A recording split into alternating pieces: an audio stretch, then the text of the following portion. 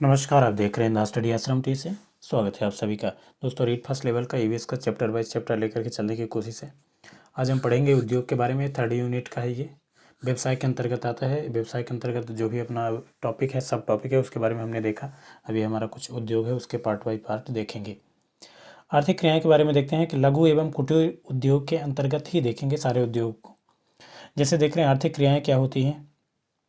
मानव द्वारा अपना जो भी भरण पोषण के लिए किया जा रहा है, जो भी कार्य किया जा रहा है भरण पोषण के लिए, वो आर्थिक क्रियाएं होती है। जैसे कृषि हो गई, पशुपालन है, वानिकी है, मत्स्य पालन हो गया, यातायात है, विनिर्माण आदि इस तरह से होते हैं।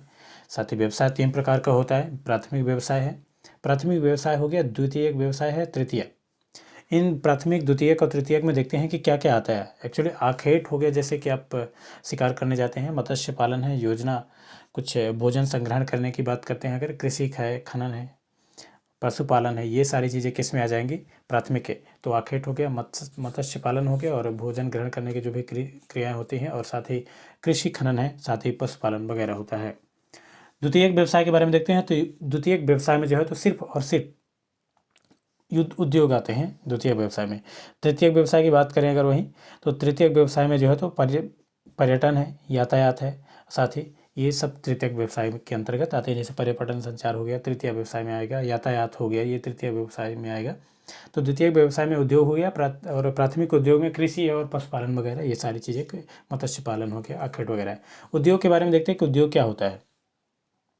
लिखावट में मत जाइएगा दोस्तों, बिल्कुल ये कंटेंट है आपके लिए कि आप जैसे आप उद्योग में उसमें उत्कर्ष वगैरह में पेड कोर्स लेकर के पढ़ाई करते हैं वहाँ से, तो अगर आप वहाँ से एफर्ट नहीं कर सकते, यहाँ पे आप सारी चीज़ें नहीं, कुछ चीज़ें पढ़ना चाहें तो यहाँ पर अवेलेबल है, पढ़ सकते हैं आप। कच्चे माल की सहायता से जो भी आवश्यक वस्तुएँ हैं, कच्चे माल की सहायता से जो आवश्यक वस्तुओं का निर्माण करने वाली इकाई होती है या विनिर्माण होता है, वही उद्योग कहलाता है। जो कच्चे माल से तैयार करता है, वो पक्का माल तैयार करता है। उपभोग करने के लिए जो भी वस्तुएं तैयार होती हैं, उपभोक्ता के लिए एक प्रॉपर तरीके से वस्तुएं निर्मित होती हैं, वो वही उद्योग होता है जहाँ वस्तुएं निर्माण होती हैं। साथ ही औद्योगिक प्रक्रिया से कच्चे माल की उपयोगिता तथा कीमतें दोनों वृद्धि हो जाती है। जैसे जो भी औद्योगिक प्रक्रियाएँ होती है, उससे जो कच्चा माल होता है तैयार होकर के, उसके उपयोगिता के साथ साथ क्या हो जाता है, कीमत भी बढ़ जाती है। द्वितीयक व्यवसाय के अंतर्गत जो भी है उसके उदाहरण क्या है, क्या देखेंगे।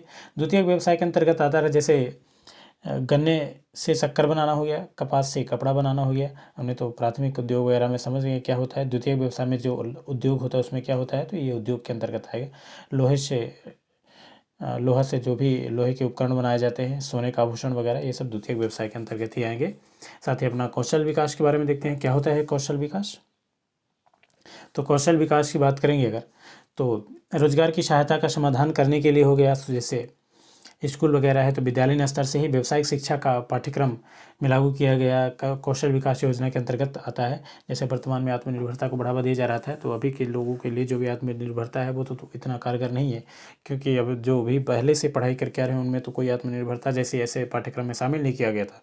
लेकिन अभी जो विद्यालय स्तर से ही पाठ्यक्रम में ही जो भी व्यावसायिक शिक्षा के रूप में पाठ्यक्रम शामिल किया जाएगा, वो जरूर एक कौशल विकास के रूप में होगा, स्किल के रूप में होगा। जैसे हेल्थ एंड केयर एजुकेशनल, जो भी जैसे मान लीजिए कि एनएम वगैरह की शिक्षा दी जाती है। सौंदर्य प्रसाधन के लिए जैसे ब्यूटी एंड वेलफेयर केयर वगैरह, ये सारी चीज़ें जो, तो ये आप अपने पहले स्तर से ही जो है तो आप विद्यालय के स्तर से ही सीखे हैं ये सारी चीज़ें। तो एक टेक्निकल या स्किल के रूप में आप काम कर सकते हैं बाद में। गवर्नमेंट की तैयारी ना करके ऐसे प्राइवेट काम कर सकते हैं, और अब गवर्नमेंट का फोकस भी यही है। रोजगार पाने के लिए सक्षम बनाने के लिए उद्यमिता विकास कार्यक्रम ईडीपी चलाया जाता है। इंटर प्रोसेसिंग डेवलपमेंट की बात कर रहा है। सबसे रोजगार पाने के लिए तथा उसे सक्षम बनाने के लिए एक कार्यक्रम है, उसे ईडीपी कहते हैं, जो इंटर प्रोसेसिंग यूनिट है। रोजगार के सुअवसर में सक्षम बनाने के लिए एक उद्यमिता कौशल विकास कार्यक्रम, यहाँ ईएसडीपी है। वहाँ था ईडीपी, यहाँ ईएसडीपी है। यहाँ जो है तो इंटर स्किल प्रोसेसिंग डेवलपमेंट है। इंटर स्किल प्रोसेसिंग डेवलपमेंट कहेंगे इसको। ये उद्यमिता कौशल विकास कार्यक्रम है। वो सिर्फ उद्यमिता विकास कार्यक्रम था, इसमें ये कौशल अलग से जोड़ा गया है। ईएसडीपी है ये। व्यवसायिक कौशल विकास कार्यक्रम, ये बीएसडीपी है, ये बिजनेस स्किल डेवलपमेंट प्रोग्राम है। तो ये सब चीज़ें आपको ध्यान में रखना है, ये आवश्यक है। ऐसे सवाल पूछे जा सकते हैं। तो औद्योगिक प्रेरक अभियान जो है तो आईएमसी है। तो औद्योगिक प्रेरक अभियान IMC हो गया, और व्यवसायिक कौशल विकास कार्यक्रम जो है तो ये BSDP है, मतलब आप बिजनेस स्किल डेवलपमेंट प्रोग्राम हो गया, और उद्यमिता कौशल विकास कार्यक्रम जो है तो STP है, और उद्यमिता विकास कार्यक्रम सिर्फ EDP है। आगे नेक्स्ट देखेंगे उद्योग का जो वर्गीकरण किया जा रहा है, आगे इसके बारे में देखते हैं। उद्योग का वर्गीकरण किस तरह से है, 3 प्रकार से होते हैं। आकार के आधार पर है, स्वामित्व के आधार पर है, कच्चे माल के आधार पर है। 3 प्रकार से बताया गया है, आकार, स्वामित्व और कच्चे माल के आधार पर। तो आकार के माध्यम से देखते हैं। सबसे पहले आकार के आधार पर जो भी बात कही गई है, तो उद्योग में लगाई गई पूंजी, श्रमिक की संख्या, उत्पादन की मांग और विद्युत का उपभोग जो है तो आकार निर्धारित करता है कि क्या किस तरह से, अगर जिसमें पूंजी कितनी लगी है, श्रमिक कितने हैं, साथ ही उत्पादन की जो मांग है वो कितनी है, और विद्युत का उपभोग कितना है, ये सारी चीज़ें आकार को निर्धारित करती हैं। कुटीर उद्योग के बारे में देखते हैं। सबसे पहले कुटीर उद्योग को ही घरेलू उद्योग कहते हैं, परिवार के सदस्यों द्वारा चलते हैं। ये मुर्गी पालन वगैरह हो गया। मुर्गी पालन पशुपालन में नहीं आता दोस्तों, आप लोग ध्यान में रखिए, बड़ा इंपॉर्टेंट और बहुत फैक्ट वाली चीज़ है। मुर्गी पालन या पशुपालन के अंतर्गत नहीं आता है। मिट्टी के बर्तन तथा निर्माण जो कुम्हार लोग काम करते हैं ये होता है, अब तो हर कोई कर रहा है। तो लकड़ी के जो भी उपकरण हैं, बड़े लोग जो काम करते हैं, स्वेटर वगैरह बनाना हो गया, टोकरी हो गया, लिफाफे वगैरह बनाना, ये इनवलप्स वगैरह तैयार करते हैं। थोड़ा सा ये अलग लग रहा है कि लिफाफे बनाना कुटीर उद्योग में आएगा कि नहीं, तो आप ध्यान में रखिए ये आएगा।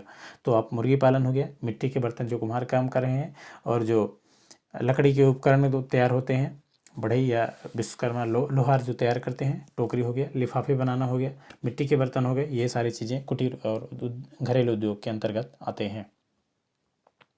लघु उद्योग की बात करें अगर, वहीं लघु उद्योग इस प्रकार के उद्योग में 10 से 100 श्रमिक किसी भी कारखाने में अगर कार्य करते हैं तो वो छोटे उद्योग का छोटे स्तर का उद्योग है ये।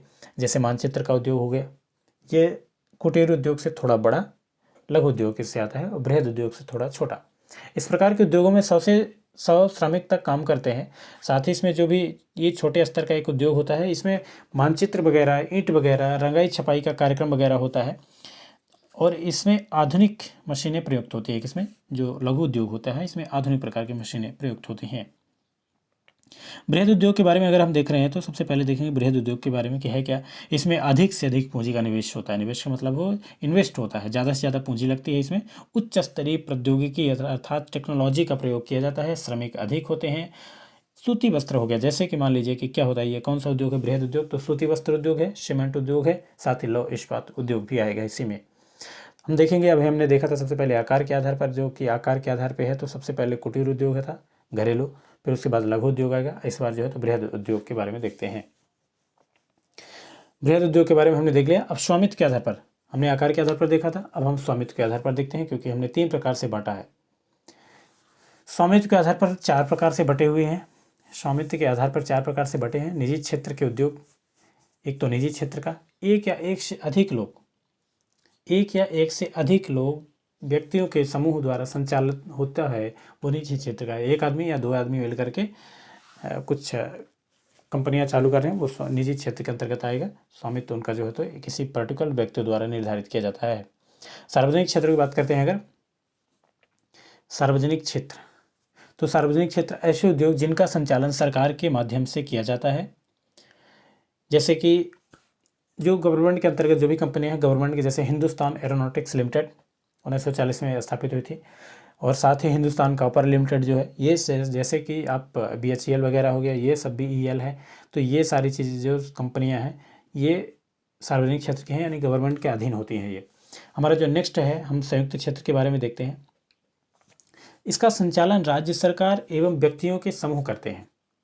इसका संचालन कौन करता है, राज्य सरकार करती है, और साथ ही जो है तो कुछ प्राइवेट आदमी, जो निजी आदमी होते हैं, उनके द्वारा संचालित की जाती है। तो ये संयुक्त क्षेत्र जो है तो गवर्नमेंट और आदमी होते हैं। सार्वजनिक मतलब आप समझिए कि निजी और सार्वजनिक को मिला करके संयुक्त बन रहा है। नेक्स्ट हमारा देखिए, जैसे कि आप मारुति उद्योग लिमिटेड हो गया, ये संयुक्त क्षेत्र का ही उद्योग है। ऐसे सवाल देकर के पूछा जा सकता है। सरकारी उद्योग, इसमें से हो सकता है कि ज़्यादा क्वेश्चन पूछे, फास्ट इसीलिए चल रहे हैं इसमें। हमारा नेक्स्ट जो है तो उसमें कौन सी राजस्थान में कौन कौन से उद्योग हैं, ये सारी चीज़ें वहाँ से हैं, एक एक फैक्ट वहाँ से मिलेगा, और हर कौन से उद्योग कहाँ हैं, किस प्रकार के उद्योग हैं। सहकारी क्षेत्र के उद्योग के बारे में देख रहे हैं। ऐसे उद्योग जिनका स्वामित्व संचालन कच्चे माल के उत्पादक जो भी उत्पादन करता है, कच्चा माल तैयार करता है, रॉ मटेरियल तैयार करता है, और जो कामगारों के द्वारा अथवा दोनों के हाथों से जो भी द्वारा जो तैयार होता है वो सहकारी उद्योग होता है। जैसे आप समझिए कि अच्छा कुछ एक तो उत्पादक होते हैं, कच्चे माल तैयार करते हैं, और फिर कच्चे माल को जो तैयार करके काम में लेते हैं, उसको उपयोग के लिए बनाने वाली वस्तुओं के समय में जो तैयार करने वाले होते हैं, मतलब कि दो लोग शामिल होते हैं इसमें भी। ये सहकारी समिति के रूप में एक तरह से सहकारी क्षेत्र का जो उद्योग होता है तो इस श्रेणी में आता है। तो आप काम करने वाले होते हैं एक, और एक कच्चा माल तैयार करने वाले होते हैं। कच्चा माल तैयार और एक उसको उपयोग के लिए बनाने वाले। तो इस तरह से सहकारी समिति के अंतर्गत क्षेत्र आता है ये कौन सा, सहकारी क्षेत्र का उद्योग। जैसे कि एक होता है इसमें आनंद मिल्क उद्योग हो गया, सरस मिल्क उद्योग हो गया, तो ये सहकारी समिति के अंतर्गत आता है।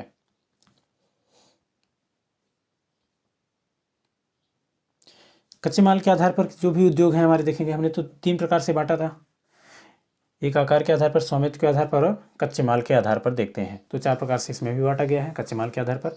तो कृषि आधारित उद्योग है इसमें, कृषि आधारित उद्योग है, कृषि आधारित जिसमें कच्चा माल कृषि आधारित उद्योग होता है। जैसे कच्चा माल तैयार करते हैं, वनस्पति है, पशु है, आधारित होते हैं ये सारी चीज़ें। अब इसमें जैसे कि आता क्या क्या है, तो खाद्य संसाधन आते हैं, वनस्पति तेल वगैरह होता है, चमड़ा उद्योग होता है, सूती वस्त्र होता है, क्योंकि सूती वस्त्र तो ही कपास से उत्पादित होता है, और चमड़ा जो है तो पशुपालन से आता है, वनस्पति तेल वगैरह पेड़ पौधों से निकलता है, खाद्य तो आप कृषि द्वारा ही होता है। इसलिए ये सारी चीज़ें जो है तो कृषि आधारित होती हैं। इसमें मत्स्य नहीं आता है, आप ध्यान रखिए, एक कृषि जो पशुपालन के अंतर्गत मत्स्य नहीं आएगा। और आगे एक चीज़ बताते हैं, समुद्र आधारित उद्योग होता है। क्या है ये, समुद्र आधारित उद्योग है। ऐसे संसाधन जो सागर एवं समुद्र आधारित होते हैं, जैसे कि आप समुद्र प्रसंस्करण, यानी जो रिफाइनरीज होते हैं, समुद्र से तेल वगैरह निकाल करके रिफाइनरीज करते हैं, वो भी एक समुद्र आधारित उद्योग होते हैं। मत्स्य तेल निर्माण उद्योग, तो मछली का तेल निर्माण का जो उद्योग होता है वो भी इसी में आएगा, समुद्र आधारित उद्योग होगा। इसमें क्योंकि नोट लिखा हुआ है इसको देखेंगे, मछली उद्योग नहीं होगा इसमें, क्योंकि मछली जो है तो बीज कोई नहीं डालता, समुद्र में स्वतः उत्पन्न होती है उसमें, इसलिए वो किसी भी श्रेणी से उद्योग की श्रेणी इसमें नहीं आएगा। हम देख रहे हैं खनिज आधारित उद्योग नेक्स्ट है हमारा। हमने कृषि आधारित देख लिया था, समुद्र आधारित देख लिया, अब खनिज आधारित देखते हैं। इसमें खनिज के अयस्क को कच्चे माल के रूप में उपयोग में लिया जाता है और अन्य उद्योगों को पोषण देता है। जैसे कि लौह खनिज आधारित उद्योग होते हैं, कॉपर खनिज आधारित उद्योग होते हैं। तो खनिज आधारित उद्योग जो है तो आधारभूत उद्योग के भी कहलाते हैं। ये थोड़ी सी लाइन आप इसको ध्यान में रखिए, इंपॉर्टेंट है। जो खनिज आधारित उद्योग हैं क्या ही आधारभूत उद्योग हैं। खनिज आधारित तो आपको पता है कि लौह इस्पात उद्योग हो गया, कॉपर उद्योग हो गया, ये सारी जो खनिज से निकाल करके उद्योग तैयार हो चल रहे हैं, ये खनिज आधारित उद्योग होते हैं। वन आधारित उद्योग के बारे में देखिए। वन आधारित उद्योग, कच्चा माल वनों से प्राप्त होता है। वन आधारित, कृषि आधारित जैसे हमने देखा, इसके कच्चे माल के आधार पर तो कृषि आधारित हो गया, खनिज आधारित हो गया, समुद्र आधारित हो गया और वन आधारित हो गया। तो ये वन आधारित के बारे में देख रहे हैं, तो कच्चा माल वनों से प्राप्त होता है, साथ ही बांस का सामान निकलता है। जैसे कि आप देख सकते हैं कि वन से बांस का सामान है, रबर उद्योग है, गोंद है, फर्नीचर से है, बीड़ी वगैरह है बनाने वाला है, तो ये सब बीड़ी तो लुगदी है, कत्था है, झाड़ू वगैरह है, वगैरह वगैरह, ये सारी चीज़ें वन आधारित उद्योग से प्राप्त होते हैं, वन से प्राप्त होते हैं, तो इसलिए कच्चा माल वहाँ से। उद्योग के विकास के लिए कुछ केंद्र सरकार की औद्योगिक की नीतियाँ चलाई गई थी, इसके बारे में हम देखेंगे। जैसे कि आप इसमें देख रहे हैं प्रथम औद्योगिक नीति कब आई थी, 1948 में। सिर्फ हमें इतना देखना है, 6 अप्रैल देखेंगे तो हमें याद नहीं रहेगा, हम अच्छे से देखेंगे कि इसमें एक सीक्वेंस वाइज में कि कौन कौन से कब कब नीतियाँ आई। इसमें क्रियान्वयन किया गया था 1948 में, लेकिन ये जो इम्प्लीमेंट हुआ, यहाँ पर इम्प्लीमेंटेशन होता है इसका, तो 1951 में होता है। हमें ध्यान में रखना है कि 1948 में प्रथम औद्योगिक नीति आई थी। औद्योगिक नीतियाँ, बहुत सारी नीतियाँ आई थी, लेकिन हमें प्रथम 1948 में। सेकंड की बात करते हैं वही तो 1956 में आई थी। सेकंड की बात करेंगे तो 1956, यानी पहली जो 48 में आई थी तो 51 में क्रियान्वयन हुई थी, इतना ध्यान में रखना है। और दूसरी जो आई थी तो 1956 में, द्वितीय औद्योगिक क्रांति जो थी तो 1956 में। तीसरी जो आई थी तो 1977 में आई थी, जब मोरारजी देसाई प्रधानमंत्री बने थे। चौथी औद्योगिक नीतियों के बारे में बात करते हैं वहीं तो ये 1980 में आई थी, मतलब ये 3 साल बाद ही आ गई। 48, 56 और 77 और 80, ये चौथी औद्योगिक नीति है। पाँचवीं औद्योगिक नीति बात करते हैं, ये तो 1991 में आई थी। तो 4-5 औद्योगिक नीति के बारे में हमने देखा। 1948 में आई थी पहली, दूसरी 1956 में, तीसरी 1977 में, और चौथी जो आई थी तो 1980 में आई थी, पाँचवीं जो आई थी तो 1991 में आई थी। ये आपको ध्यान में रखना है, डेट कभी भी बिल्कुल भी नहीं पूछा जाता, आप इसको कोरिलेट करके ध्यान में रखें या सीक्वेंस बाई याद रख सकते हैं।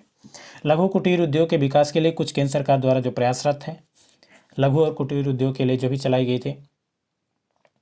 प्रथम नीति आई थी लघु और कुटीर उद्योग के लिए। औद्योगिक नीति आई हैं तो 4-5 औद्योगिक नीति आई थी।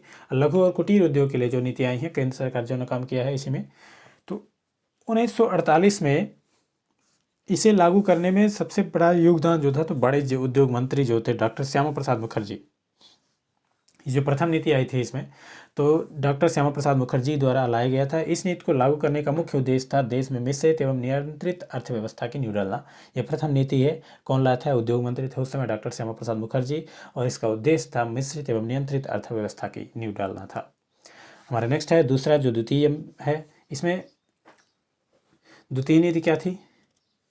जवाहरलाल नेहरू जो थे उस समय सांसद में प्रस्तुत किया था इसको। इसमें जो है तो सार्वजनिक क्षेत्र में विस्तार करना था, औद्योगिकीकरण में तीव्रता लानी थी, एकाधिकार पर रोक लगाना था। जैसे आज जो भी सार्वजनिक कंपनियां हैं उसको निजीकरण में डाला जा रहा है, गवर्नमेंट द्वारा निजीकरण की ओर धकेला जा रहा है, वैसे उस समय जो है तो 1956 में जब द्वितीय क्रांति आई थी, द्वितीय औद्योगिक नीति आई थी, तो पंडित जवाहरलाल नेहरू द्वारा जो है तो जो भी निजीकरण की कंपनियां थी या उनको एकाधिकार से बचाने के लिए सार्वजनिक क्षेत्र की कंपनियों में उसमें शामिल कर लिया गया था और सार्वजनिक क्षेत्र की कंपनियों का विस्तार करना था। ये द्वितीय नीति की बात कर रहे हैं।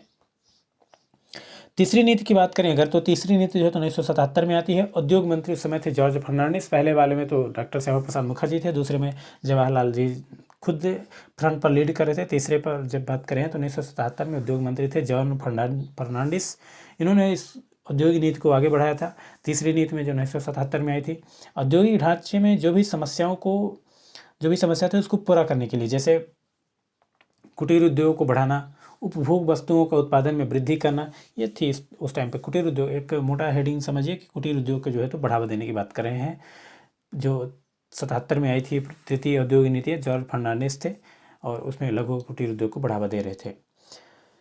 नेक्स्ट चौथी नीति के बारे में, तो इसमें 1980 में उद्योग मंत्री थे चरणजीत चाणना सिंह। चरणजीत थे, उन्होंने ये लागू किया था चौथी नीति। ये उद्योग मंत्री थे चरणजीत चाणना। पाँचवीं आई थी 1991 में, उद्योग मंत्री थे पीजे कुरियन। पाँचवीं औद्योगिक नीति आई थी कब? 1991 में आई थी। उद्योग मंत्री थे उस समय पीजे कुरियन, इन्होंने लागू किया था। इसका जो मुख्य कारण था तो उदारीकरण नीति लागू करना, जो भी अनावश्यक नौकरशाही, देश से नियंत्रित अर्थव्यवस्था मुक्त करना था। जो भी अनावश्यक नौकरशाही मतलब एक बहुत सारे इसमें एक नियम कानून बने थे, नौकरशाही जैसा नियंत्रण करना, और उससे अर्थव्यवस्था को मुक्त करना था, थोड़ा ढिलाई देना था। जो भी विदेशी निवेश थे उस पर जो नियंत्रण लगे थे उसको हटाना। इसके पहले जो था तो विदेशी निवेश करने के लिए यहाँ पे हमारी कंपनियों में, हमारे देश में विदेशी निवेश, क्योंकि हमने विदेश द्वारा जो तो कंपनियों द्वारा हम लोग ठगे गए थे, इसलिए वहाँ से विदेशी नीतियों को बहुत सारा नियम कानून लगाया गया था कि हमारे देश में विदेशी निवेश ना हो। जो FDI होता था तो उसको नियंत्रित किया गया था कि आसानी से कोई हमारे यहाँ निवेश ना करे। लेकिन 1991 में इसको जब हमारे यहाँ भुखमरी जैसे हालात शुरू हो गए, कमी आ गई, औद्योगिक प्रोडक्शन वगैरह कम हो गए, तो उस टाइम पे ये विदेशी निवेश पर नियंत्रण हटाना शुरू किया गया था। जैसे आज तो अभी बहुत सारे कंपनियां हैं हमारे यहाँ निवेश करें। दोस्तों नेक्स्ट वीडियो पे हम ये राजस्थान के प्रमुख उद्योग के बारे में देखेंगे। बहुत सारे उद्योग हैं इसमें, अभी ये थोड़ा वीडियो लंबा हो जाएगा तो नेक्स्ट पार्ट बना देंगे इसका। अभी तक अगर यहाँ तक आ गए हैं तो आप जरूर चैनल को सब्सक्राइब करें। EVS का रेट फर्स्ट लेवल का पूरा चैप्टर बाय चैप्टर पढ़ रहे हैं, जो आप उत्कर्ष ऐप में पढ़ रहे हैं, सब वही चीज़ को वहाँ से कंटेंट उठाया जा रहा है। आप अपने दोस्तों के साथ शेयर करिए, चैनल को सब्सक्राइब करिए। नेक्स्ट वीडियो में फिर से देख रहे हैं दोस्तों ये वाला। Till then take care, love you, bye. मैं आपका दोस्त और होस्ट आपके साथ हमेशा बना रहूँगा। Bye bye, have a nice day.